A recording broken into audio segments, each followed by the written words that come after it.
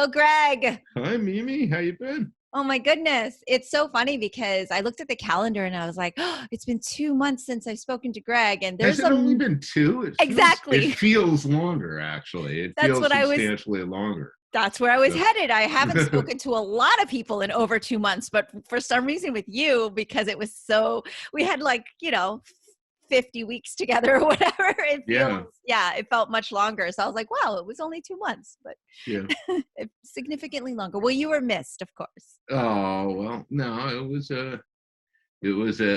afraid, a necessary hiatus. Oh, yes. But certainly not personal. So, and I do not take it anybody, as such. For anybody who was emailing and going, oh my God, what happened? Nothing. Greg got really mad at me. That's right. You can't see the video. And she was wearing her Forever Carlisle shirt wrong. Yeah. And that was it. That was it.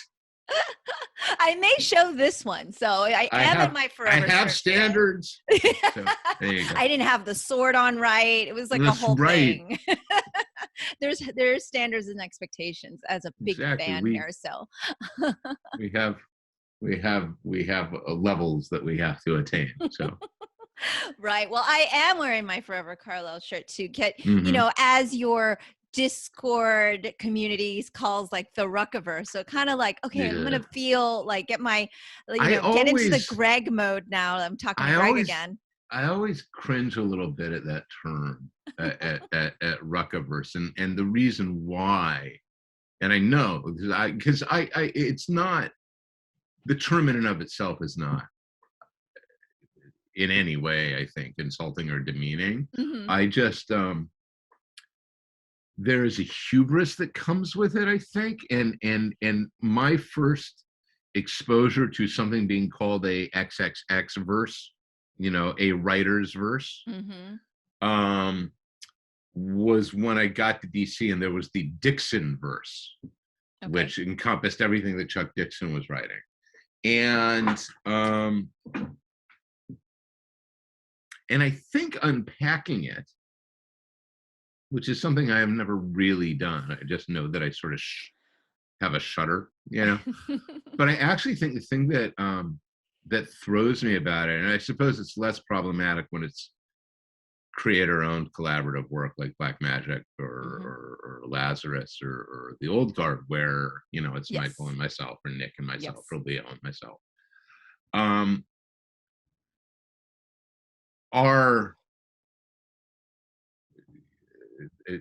The gated community that those books are makes a certain amount of sense, right? It's, well, this didn't exist until we came along and built it, right? And the thing that throws me whenever I hear it in terms of the work for a hire universe is that it's not true. Mm-hmm. It implies an ownership to something that cannot be owned, I guess. Right. Yes. Right? Yes. I don't get to have a Ruckaverse at DC Comics. Mm-hmm. Right. Nobody gets to have their own verse because it's DC Comics. It's the same thing in Marvel, right? You can sit there and be like, I'm doing this and I'm doing this and I'm doing this and I'm doing this, and that's great. But if Tom Brevoort says, well, Kelly Thompson's going to do this, then Kelly Thompson's doing that, right? And so it's not, I guess there's something inherently possessive / ownership leaning in the verse suffix that I suppose it is in my nature to say we should attempt to apply a little more precision. Yes, maybe. Yes. But this is termed by your fans, right? In your Discord and everything. It's not like you came out and you're like, "Welcome to my Ruckaverse." Yeah, I mean, I seem to recall that there were message boards that back in the day when message boards were hot and happening. That it was the the Burniverse and so on, and it's and even it's interesting. No, because now I'm thinking about things like Bendis calling, his forum Jinx World. Okay. Right. Yeah, it's like, And yeah, it's an interesting thing. I wonder what it says about our egos. Well, you're always quite humble, and that's probably why you're having this whole it's all an thought act. process, and it's like going. But I liked saying, well, tune in for next week's Rucka rant, and you kind of took to that. Yeah, well, but that's true. because I do. Yeah. It's pretty much the only thing I'm consistently delivering on these days is, oh, he's angry about something. Yeah, and speaking of which, not that we want you to get angry, because I thought you wanted to talk about art. Yeah. It's so great to see you. But I mean, 2 months, there has been a lot of things happening in the last 2 months. Just earlier we were talking a little off air, of course, and it's like here in Florida, which is always a bit of a cluster and an embarrassment, but I'm pretty much almost vaccinated. And you were like, well, which is really exciting. Which is very exciting. Yeah. I am hitting a point, and on the Discord, there will be people have been saying, I'm getting my vaccination, my first shot's tomorrow, I'm getting Moderna or whatever. And I'm starting to get jealous. Yeah, that little FOMO, right? You're like, when is it my turn? I am starting to get actively jealous and being like, I want my vaccination too. But where Jennifer and I are in Oregon, and the way Oregon is rolling it out, through the Oregon Health Services, we're not, at this point, we're not eligible until the beginning of May. And I don't have a problem with that. I mean, my impatience is simply, I would like to be vaccinated. Thank you. I would like to have this this little checkbox on my identity card that says you may engage in some things that are a little closer to normalcy as you remember it. But the flip side is, we're a large state in terms of land. We're a small state in terms of total population. So where we are on the national vaccine distribution chain, I don't know. But I absolutely and firmly believe that, 51-year-old, adult onset diabetic who's got it under control and no other health concerns should be shoving to the line in front of healthcare workers, teachers, first responders, last responders, and that's absurd. What's interesting to me is both of my kids are looking at higher education changes come the fall. Like Dashiell is going to college, and got a letter from NYU saying you have to be vaccinated to be in the dorms, which is like, oh yes, good. And then Elliot, who's looking to transfer from where they've been going to school in New York to a different school in New York, also got an email saying, to be eligible with housing, you're going to need to be vaccinated. And the thing I'm actually worried about most there isn't Dashiell. Dashiell will be eligible after her birthday at the end of May. She'll be fine. Okay, so she'll be fine. But Elliot is sort of in this limbo. Elliot is 21, so legally an adult. So not under our umbrella, and going to have to navigate this on their own, and is currently here, not in New York. Right. And I have this vague concern that somehow they'll miss out on being vaccinated, because of where they're moving at any given moment or whatnot. So I think it's going to be okay. I mean, I know that you're in a place where there's not many vaccinations, and it's like going really slow, but it was like 1 minute here, the 70-year-olds couldn't get appointments and it was crazy. And literally it was maybe a couple of weeks later, all of a sudden there was just so much availability, and there was like, all right, book. I mean, it was easy for us to book. It was not a problem. And then I had heard, anecdotally, like, show up if there's extras, they're giving them out. And, and so they're finally, I think, getting a handle on that. And we know the supply is good. I just listened to the Daily today, and they were like, yeah, the supply has been there. It's because they don't know how to get it distributed to this many people this quickly. And of course not. We've never done like a worldwide vaccination before. Nope. It's the first time. So if you think about it, it's not so bad that 2 months in, they're really like, okay, we've got the handle on it now. Oh yeah, no, it's not so bad, but I don't have any, I don't really have any complaints at all with regards to that. And, you know, my mother's 81, and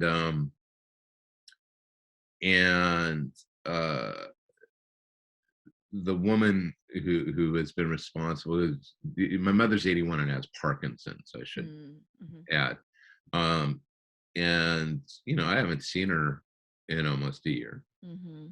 And she has been in isolation with her caregiver for almost a year now.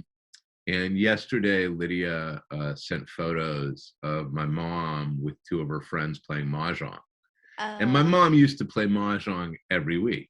Okay. Like, this was, our joke was, you know, this was her chocolate and whiskey night. and it would sort of, the game would rotate around amongst these friends. And, you know, these photos of my mom with like 2 of her friends who are in their 80s. And all of them without their masks, you know, around the table, and the smiles. And all I could think was, I was genuinely so happy for her to get that again. Yes. Because she's fully vaccinated and she's outside that window now. You know, and I've got a lot of friends in Australia, which has benefited from, you know, being an island. So, you know, they like, and they didn't let people in. Yeah, you got it. They're like, oh, pandemic? No. Yeah. But there was I got basically a text from a friend of mine saying like, oh, the government announced singing and dancing will be allowed again as of like the 29th. It's like, you know, that sense of like, oh, well, yeah, I see that. Yeah. I see that. This is, you know, this has been a long time. It for those of us who have taken it seriously, and the majority of us, I think, have. You know, and we all have these very different situations that we are living in. Some of us live alone. Some of us live with a partner or with immediate family. Some of us have roommates that we're not particularly close to, maybe. You know, and we've been locked into this environment. And so, yeah, I totally, you know, it makes sense that we're all sort of chomping at the bit, being like at least it'll get a little better. Yes. You know? Yeah, because it's the end stretch, you know, and I felt the same way. I'm like, I'm almost there. And I was getting very impatient. And my husband, of course, who's always patient, is like, just got to wait our turn. It's fine. Yeah. And, you know, I'm like, you know, because I want to be able to be around Tina a little more. And I mean, you know, but I totally agree with you. I'm like, yes, healthcare needs to go get vaccinated on the frontline people. I'm like, I'm all about that. But interestingly, also on the Daily, the woman being interviewed, you know, who's kind of working in this whole thing, is like, yeah, but you know what? If you can get down there and find a creative way to get it done, the more people that get it, the sooner, the better. And it was like kind of the you know, the host was like, wow, I was actually surprised you just said that. And you're saying to just get in there and get it done. She's like, the more people that get it, the quicker, the better. And I'm with that too, because I'm talking to a doctor tomorrow who reached out to me. I think he's like one of the head doctors from the March of Dimes, and they were like, yeah, so apparently the Florida, you know, for like a huge percentage doesn't want to get it. And so I want to have as much, you know, discussions to bring awareness onto why this is an important thing. And well, there you go. Trump legacy right there. Yes. But he got the vaccine. Oh, no. And that's going to matter to the cult of his followers because they have ever once cared about what he does as opposed to what he says. There it is. I mean, this is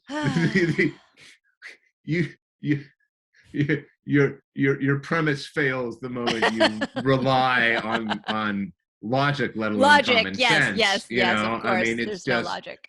There is in the face of facts, pure denial. I mean, what's her name's defense in the defamation suit yesterday came out being like, no reasonable person would have believed our claims of election fraud. It's like, well, wait, what?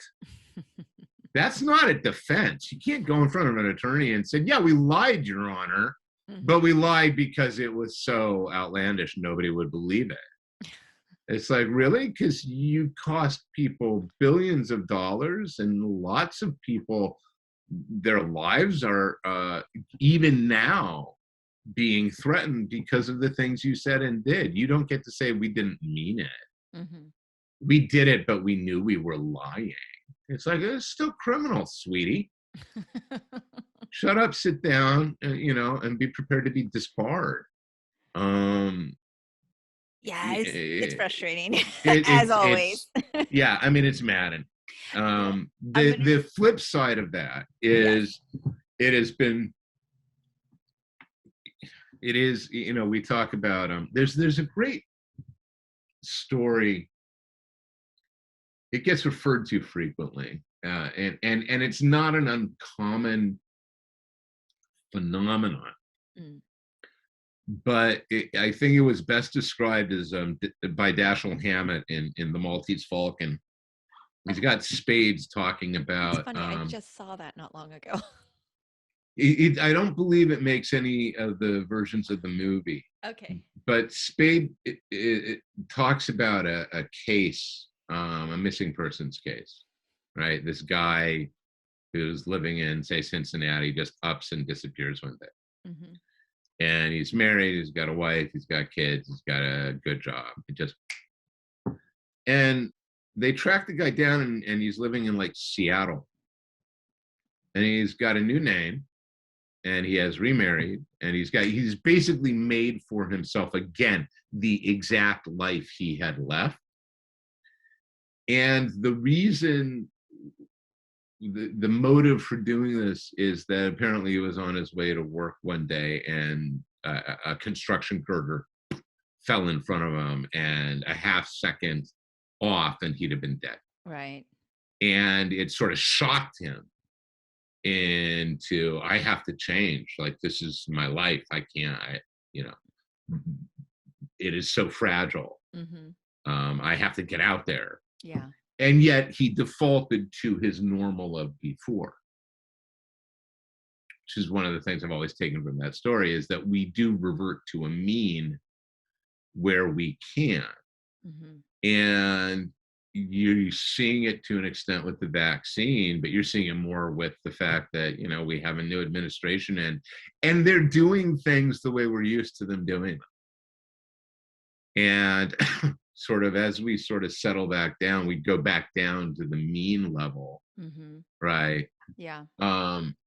There is a piece of me that really wishes we were seeing more coverage of what is being uncovered. Yes. From the last 4 years, and what has to be done to repair the damage, like on a small scale, literal. And some stuff you can't die. Like the CIA literally cannot have a press conference saying, well, since all of our agents are considered blown and all of our networks are now considered blown, we have to scrap everything and start all over. So open recruitment if you ever wanted to be a CIA agent. Drop us, send us your resume and so on. But man, if I was at the company right now, damn right. I would have just, okay, well, this is gone, this is gone, this is gone, this is gone. None of this is considered secure. And that's not only on the sort of national defense level, right? You got to ask, LaJoy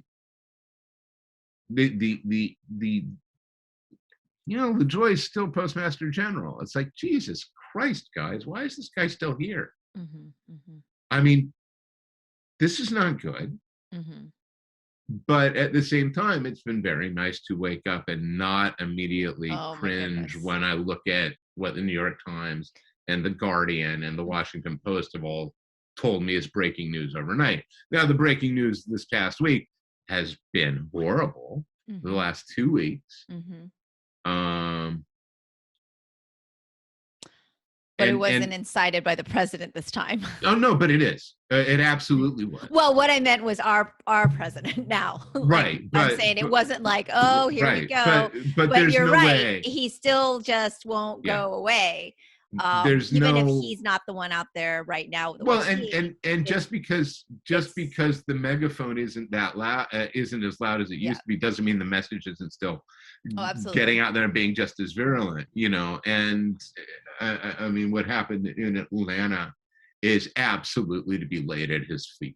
Oh yeah, I mean, I gave like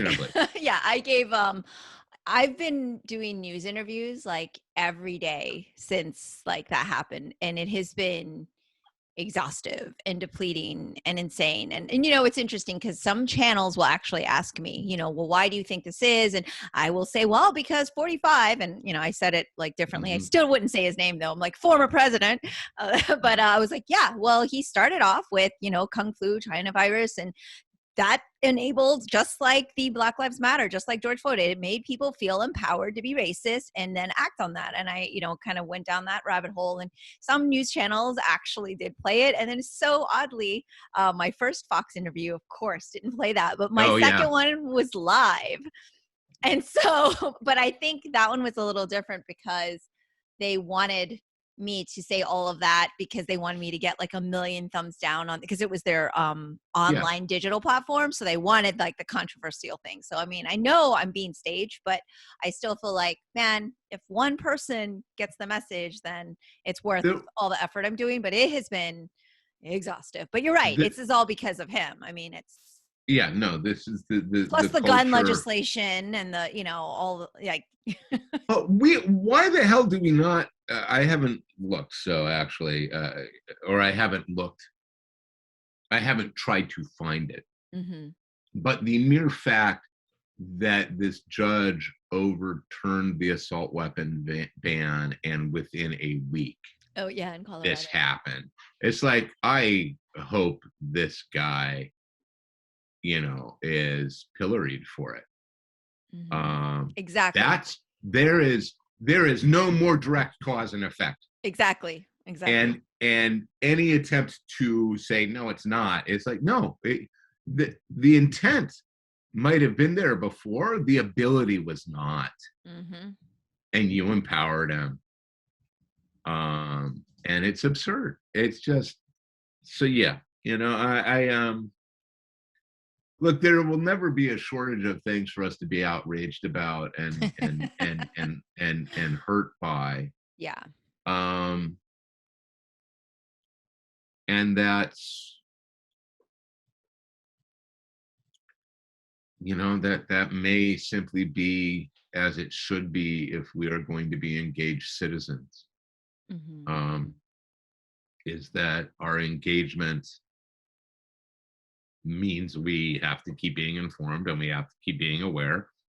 And that means that for some of us,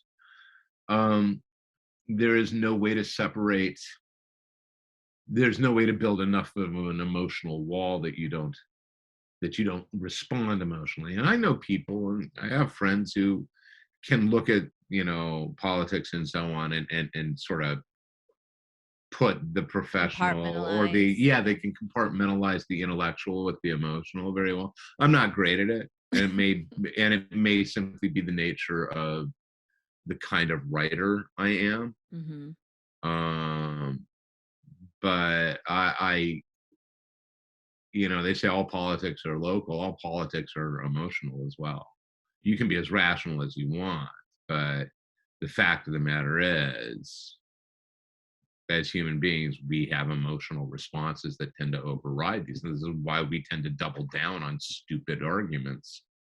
It's why it's so hard to get somebody's mind to change. Yeah. You know? Yeah, I know. The logical side's like, don't engage, but then you're like, but I want them to understand. Well, and if you don't engage, what other mechanism is there to educate? Right? I mean, so it becomes the problem, as with so many things, is that there's no blanket solution here. You can't say you always need to do it. Like, I'm not going to get online and argue with trolls, Right. because their whole purpose and their avowed declared purpose is, you will not be able to convince me. I'm just trying to egg you on. And it's like, well, then that's not what I'm interested in. But again, news alerts this morning, CEOs of Facebook, Twitter, and Google, once again, being grilled about social. And it's like, yeah, it would be great to see somebody do something about it, because what happened at the beginning of January is on them. Absolutely on them, and is on Facebook most of all. Unquestionably so. Yeah. I listen to, as you know, I am a big soccer fan. Yes, I knew that. And I listen to a podcast that The Guardian does called Guardian Football Weekly, which is actually released 2 or 3 times a week. And one of the things that they have been discussing fairly regularly, because it's been happening fairly regularly, is the amount of racist abuse players get online and on Twitter and so on, and on Instagram. And these are Black athletes who, God forbid they have a bad game or the team loses, get targeted. And the discussion that's come out, right, and as I gauge this, and this is in England, now it seems like Twitter and Facebook and so on are actually going to start policing accounts a little better, right? They're gonna make it. They're going to shut that stuff down before it gets into the sphere. That seems to be where it's going, and they can do that. Yeah, I mean, I have 20 episodes of you explaining exactly how, and they've always been able to do that. And I guarantee you today, somebody is going to talk about it is not our place to.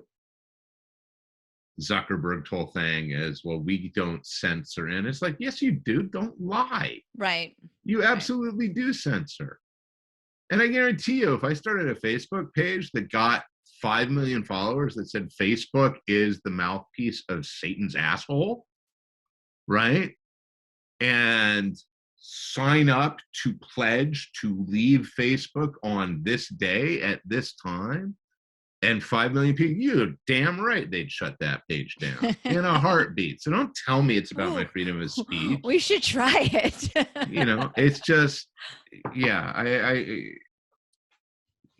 this is just, hey, Mimi, we were off for 2 months. Greg's going to pick up right where he left off. It's the exact same thing always. And that's the Rucka rant. It's always about, look, you can do the thing that we know needs to be done. You can do the moral thing. You can do the ethical thing. It's the same thing about the climate crisis. The climate crisis is actually solvable. We could solve it. But the people who stand to make money off of the status quo won't. Because they need to make more money. It's not a question of having made enough money, And I was pondering this yesterday. There is a sci-fi story that's going to be written about the climate change wars, or the climate crisis wars, or however you want to call it, about the day that enough people said, no, this has to stop or else we're all going to die, and went with guns and tanks to those places that were like, no, we're not going to, and said, no, you're going to. And if we have to stop you from killing all of us at the end of a gun, we will. But it's a science fiction story.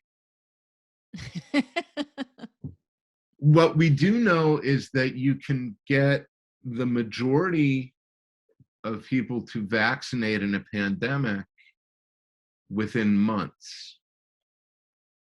If you think about it, I mean, just within months. So if we could do that,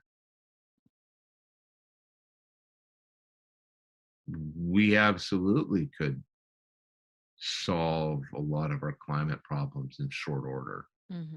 And we need to do it in short order. Yeah. You know, we want these emissions reduced by 2050. It's like, that'll be 15 years too late, guys. Yeah. And it just keeps getting worse. I mean, yeah, that's the problem, right? And so I do want to talk about your writing, but before we jump into that, because you're a writer, right? Well, one is like, see, we got nominated for a Nebula. For the this is what I wanted to. Yeah, this is what I wanted to jump into. Yeah. You know, it's like enjoy that. I said, Oscar, look at this. Of course, Greg is all like, well, you know. I was like, oh my gosh, it's amazing. Oh no, we're gonna get to steal a line from a comedian who I've lost all respect for, but it was funny back in the day. We're gonna get pounded like a narc at a biker rally.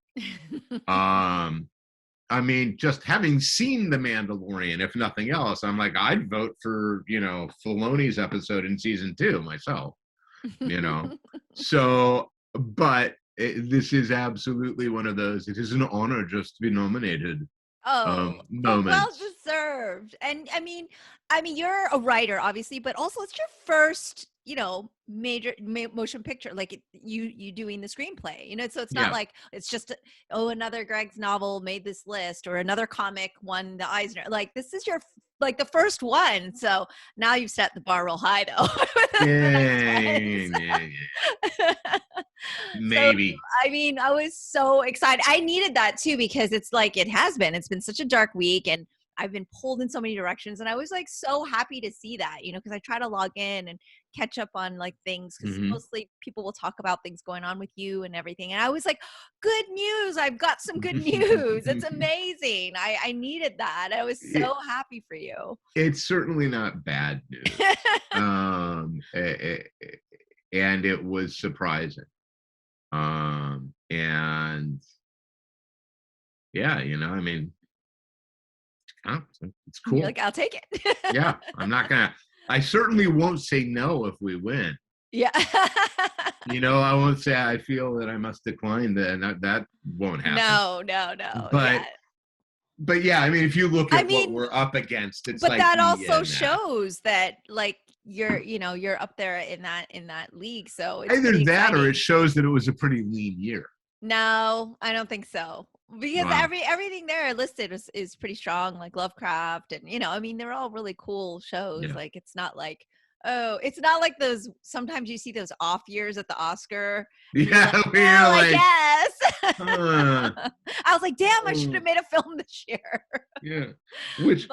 Which movie this year about the unrest in the 60s is going to win Best Picture? Right. It's pretty intense. Like, I was like, oh boy. Yeah, I get to vote in the SAG Awards, and I'm like, you know, they send you all the screeners, and I'm like, oh my God, everything's so heavy. Like, I just want to go watch Ted Lasso right now. Yeah, like, my brain. I am 100% with you. Like, maybe Palm Springs. Yeah. It's like, you know, otherwise the whole stack of like, you know, best, it's like, oh, this is about the drummer who's going deaf and dealing with heroin existence. Yeah, you know, heroin it was all, and like you said, it was all like very, which is great. I'm or glad dark, quote, dark satire. And it's like, which is still dark. Yes, yeah. What was the word that we were triggering on there? Oh, right, it was dark. Yeah. Yeah. You know, and so of course, you know, and so I was like, I do think that's why Ted Lasso won the Golden Globes, by the way, is like people were like, oh, thank you. We just want to fucking laugh. Our teddy bear, our teddy bear, our feel good thing. Oh man. So Elliot was telling me that they were vaguely, the only issue they had was that Sudeikis beat out Odenkirk for, I guess, Best Actor.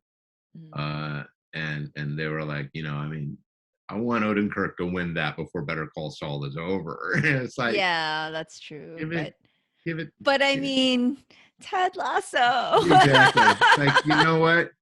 I was really, of the moment. Yeah, and I was really torn too because I voted, when I was voting, and like Rami got nominated this year, which was phenomenal. But I was just like, oh my gosh, but I love Ted Lasso so much because it made me so happy. And it's like not many things made me happy last year. There's a lot of things that made me every other negative emotion. And Rami was amazing, but it is the most uncomfortable show to watch. Like it's cringeworthy good, but it's painful. Like some of my friends just did not like it because it's just too painful. It's like just too painful, but it's so good.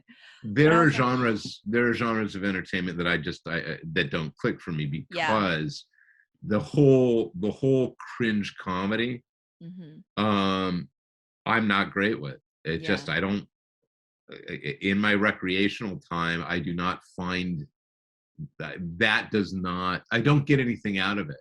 Right. I don't walk away from it going, that was an experience where the laugh made me feel good, or and that's not to disparage it or to say it's of course legitimate. not. No, it's just not your cup of tea. It's absolutely not my thing. Yeah, it probably has a lot to do with the way you write as well, because a lot of your writing now, it's not Ted Lasso-y. It's a little more on the it's you can get dark, and so you can't live in that all the time. And maybe that's why. Yeah, you need the break. Because a lot of the writing is deep dark, and I don't know if this makes me a hypocrite, that I will write those stories, but I don't actually want to watch those stories. Right.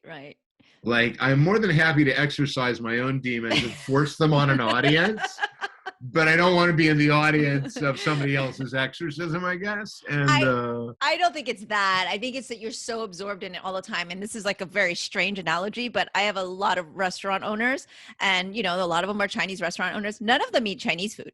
They want a pizza or a sub because it's just all day, every day. That's what they see. And so, of course, that's not what they want. It makes sense, actually, So, let's, because we tend to go on and on, you and I, it's been 2 months, like, oh my God. And it's, the nice thing is that we have in the many hours we've recorded, while there have been pauses as I try to ponder a response, we have yet to hit that long awkward pause of, Never. Well, I don't have anything to say. I don't think it's ever gonna happen.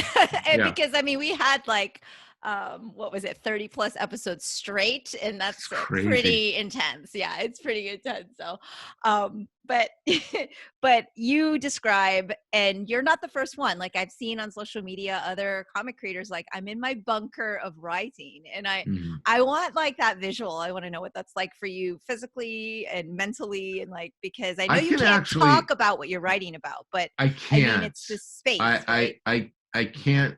But everybody's dying to know. I'm sorry, I can't. Hopefully in the not too distant future, I will be able to. Yes. There was a project that I needed to get underway in January. And so this was interesting.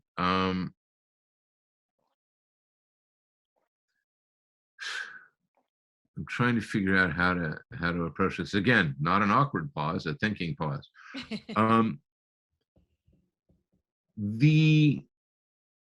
of the biggest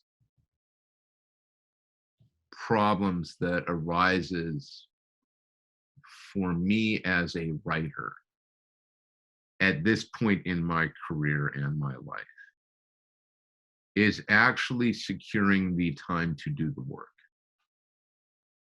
And I should even specify that further by saying that, and by the work I mean a specific part of the work, which is the physical act of the writing of it.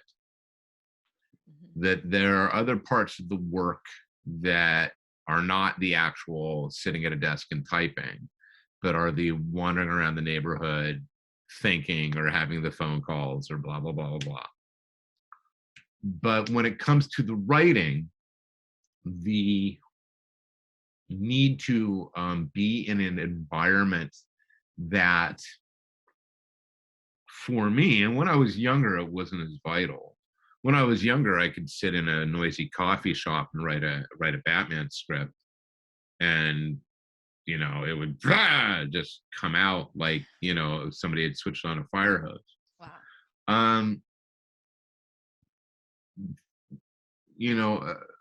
Elliot was in New York, so it was Dash and Jen and me, and Dashel is living, as horrible as the pandemic is, because of the way schooling is in Portland over the pandemic and so on, and how old she is living the perfect teenager lifestyle in a certain way, in that she can stay up until 4 and sleep until 2, and pretty much has been. So I get phone calls during the day, and they are consistently disruptive, and there's other stuff going around the house, and doorbell and delivery and shopping and dog and so on. So normally there are a couple ways that I'll deal with this. One way is by inverting my schedule. I'll do what Bendis lives, which is I won't start writing until 10 at night. And I'll write until 4 or 5 in the morning, and then I'll sleep until mid-afternoon, and rinse and repeat. But the problem is that when you do that in a shared living space, you are disrupting everybody else's schedule. Okay. So what ended up happening for this was my parents, several years ago, bought themselves a condo here in Portland, in a neighborhood in North Portland. That was the place that they would stay when they were up here, and they'd come up for weeks at a time and stay at the condo and be able to see their grandchildren and see their friends. And since my father passed, 5 coming on 6 years ago, and my mother was diagnosed with Parkinson's. The problem with this condo is that it is on the second floor of this building, and then it has 2 floors as well. So it is just nothing but stairs. And it's a small place, and it's a fairly quiet place, and we have used it to house friends and family over the years. Nicholas Scott and her husband, Craig Court, came and lived in Portland for about 4 or 5 months, and they were living there. So Jen and I had a conversation that was basically like, well, why don't you go over there? So for much of the last 6 weeks until about 2 weeks ago, I was spending 3 or 4 nights a week over there. I would go over on Sunday or Monday, and nobody's there. Very quiet building. I would get myself some groceries. I bought a new coffee maker for the place, because had to have coffee. And then I would work, and I'd be able to write anywhere from 8 to 14 hours a day. Wow. With some disruptions for that's a going lot of out. Yeah. And that was very much bunkering. Right. It was literally moving into a place where, and I told my management, I was like, I am off the grid. Going under.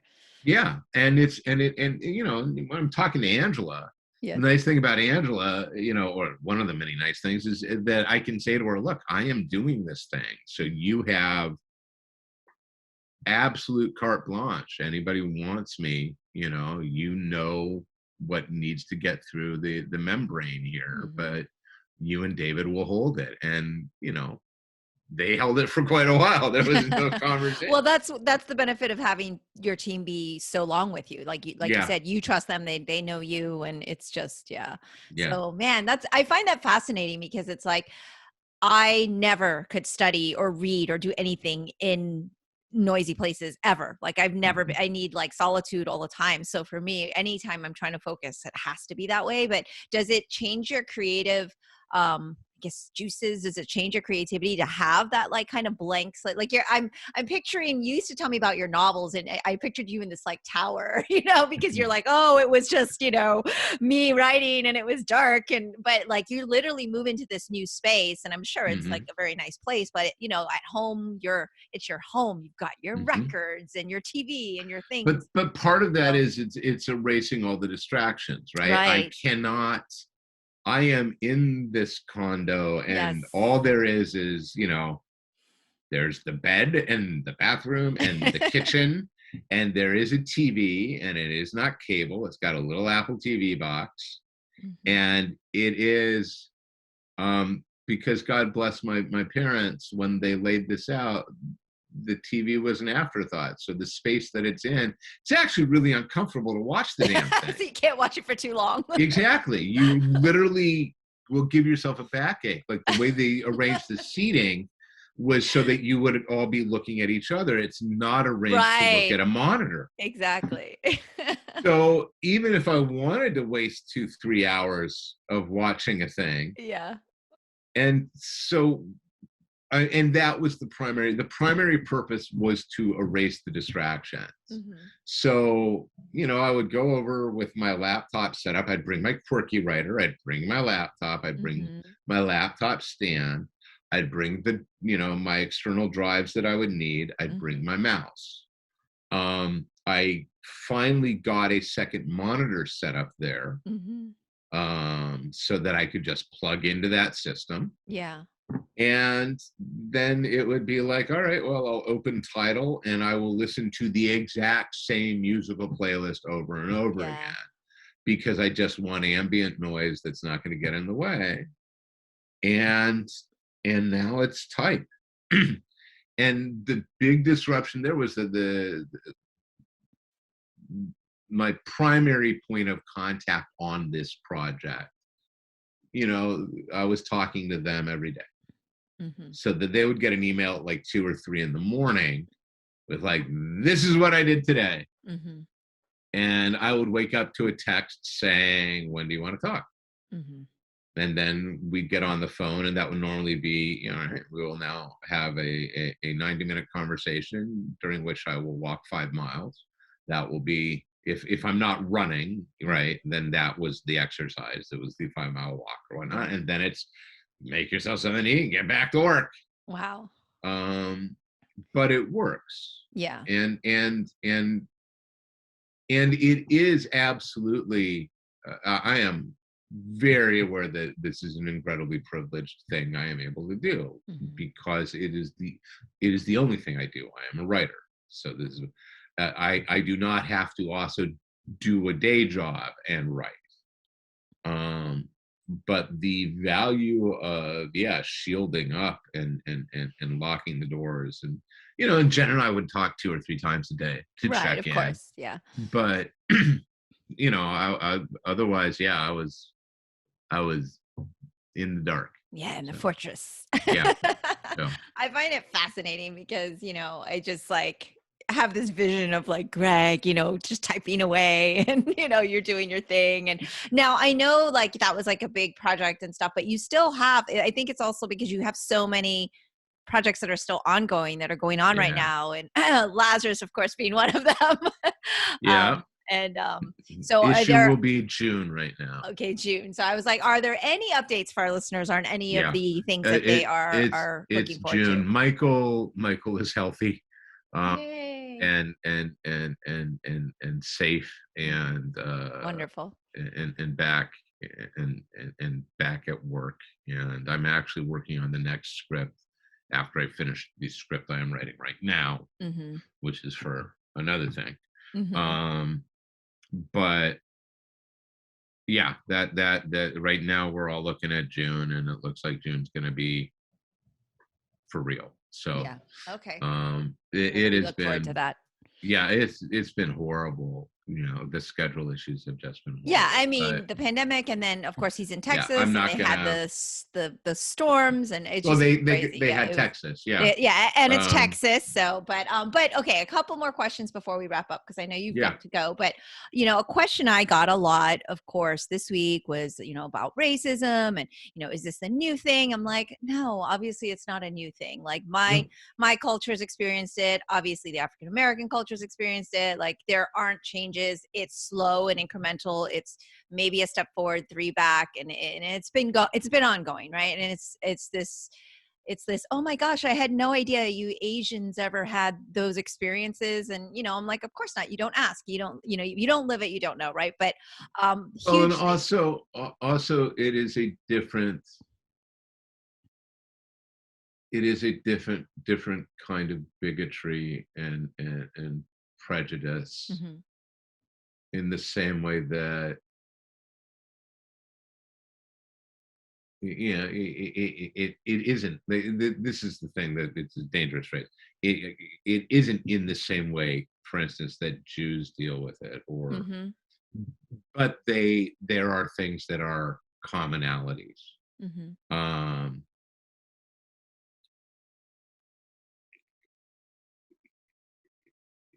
Asian racism has been, quieter, and it gets masked oddly at times in this positivity. Oh, you're so good at math, Mhm. Mhm.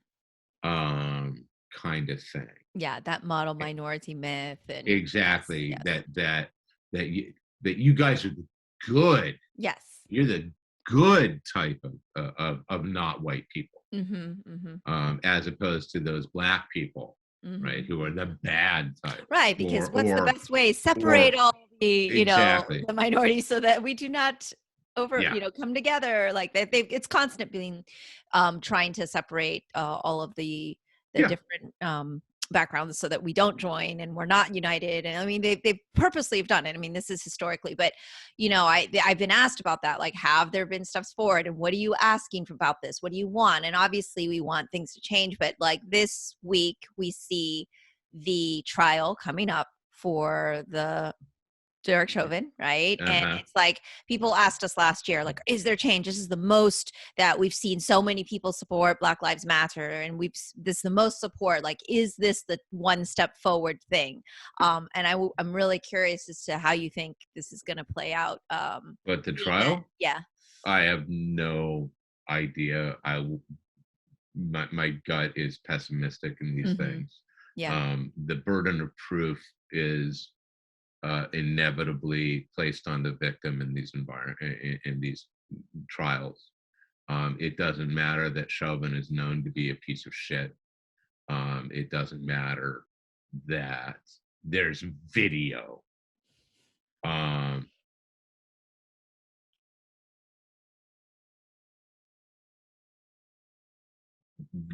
I don't.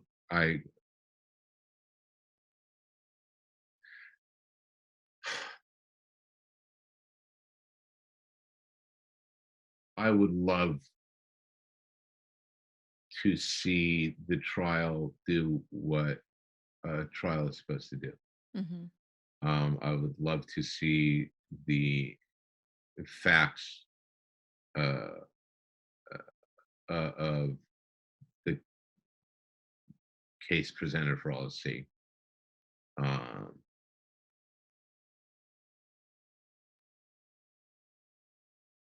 if the institution is racist, expecting the institution to solve the problem is arguably a recipe for failure. Hmm. Yeah.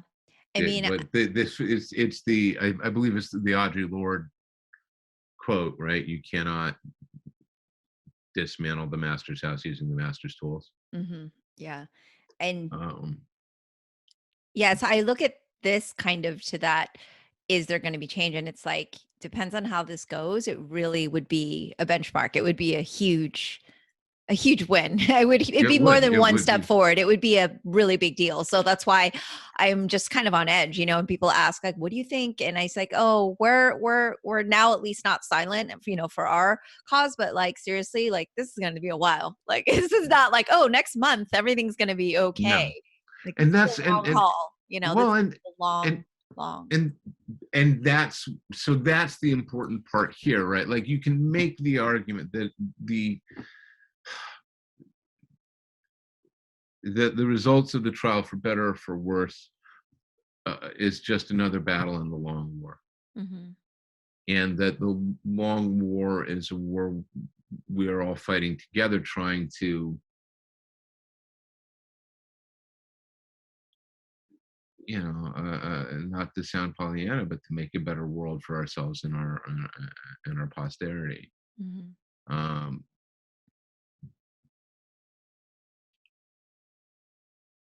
So yeah, I don't know. I know that there are now on the federal level voices who spent the last 4 years being silenced or removed, right? And that there are people sincerely who want to affect the positive change, right? We have to, we're going to have to take whatever result comes. Mm-hmm. And there's a real question as to the level of outrage, given what we know, the facts here. Mm-hmm. You look at but again, look what happened around Breonna Taylor. Mm-hmm. Yeah. You know what I mean? It's I don't know. Yeah, it's almost sad that we have to set ourselves up for disappointment so that we're not completely just crushed, Yeah. and that's the hard part, but yeah, we actually, I was looking back and literally we're like at the 2-week mark before our first conversation kicked off to the COVID thing with you man, and I. It's like 1 year. No, it's all good. I just looked and I was like, oh, okay. It was just so funny. And then like so many things unfolded in that year that we talked. So it was just, so I really wanted to kind of get a temperature check for where you were with that. And then, last couple things I promise is one is thank you, because I've thrown myself into the world of activism, and even my mom, to be honest, like she's all about it. Like she is all about the social justice, but I've been super visible, and I've been visible on platforms in which I have a lot of people who aren't happy and giving me a lot of thumbs down. And honestly, she's a little bit worried about my safety. And I said to her, I understand, but I cannot be silent, because that is to be complicit. And I really do feel like, from getting off of that safety task force and fighting against the gun crime for a lot of the Black and brown neighborhoods, for a lot of the people that are in poverty and like doing things. And then now I really have just been, I've been speaking at vigils all week, and it has been nonstop, and I am exhausted, but I actually feel good about it. I feel positive. And that's really because of you. Like you're Lazarus, and like everything you would write at the end, like all of that is super meaningful. And it's taken us here. Like it's taken us in all sorts of places, but it really has taken us here. So I'm very grateful to your inspiration and your role in the things that I'm doing right now. That is very, very kind of you. I am very touched to hear it. I think it's important that you not for a second forget that you are doing it.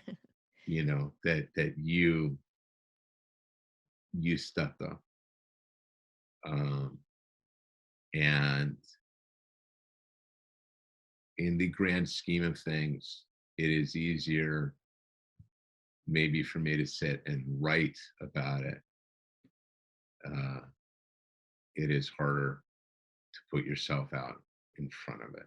So that is wonderful to hear, Mimi, but what's more wonderful is what you're doing. Oh, thank you. But I mean, what you do has an effect is, kind of what I wanted to share. So, and on a bright note, Yes. congrats again on the Nebula.